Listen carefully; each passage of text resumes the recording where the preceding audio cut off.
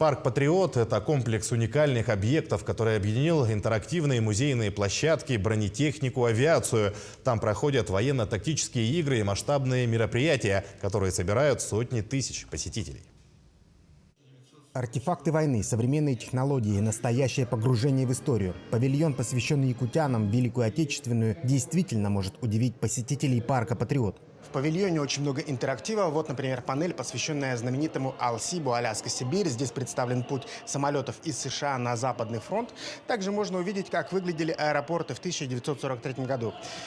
Вот, например, наш родной Якутск, несколько одноэтажных зданий. Нажимаем Алекминск. А в Алекминске, например, вот такое двухэтажное симпатичное сооружение. Здесь представлены и Алдан, Усть-Мая, Хандыга. В общем, много информации. Также можно узнать, кто руководил этими аэродромами.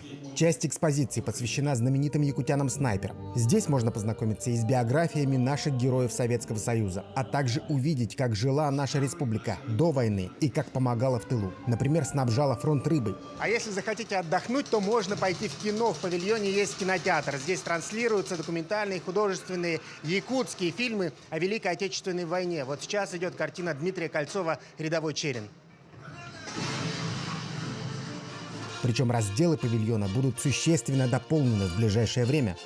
Действительно, некоторые моменты еще требуются доработки и уточнения. В первую очередь требуется доработка по глубине материала, по охвату, например, таких направлений, как экономическая компонента. Ведь республика внесла вклад не только по обеспечению продовольствием, но и такими стратегически важными природными ископаемыми, такими как хрусталь горный, золото, олово и многое другое. Но даже неполная экспозиция впечатляет. Ее первыми посетителями оказались наши земляки, обосновавшиеся в столице. Как говорят, что народ, не знающий своей истории, у него нету будущего. Так что вот я считаю, что это то, что вот якутяне, вот такой потрясающий павильон и со всеми современными технологиями сделали, это просто низкий поклон нашим якутянам, молодым людям. Тем более молодые люди это сделали. Вот это меня очень потрясло и обрадовало.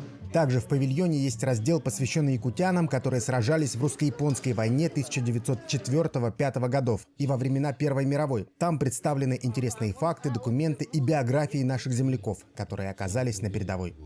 Максим Кардозу, Виктор Олесов, Московская область.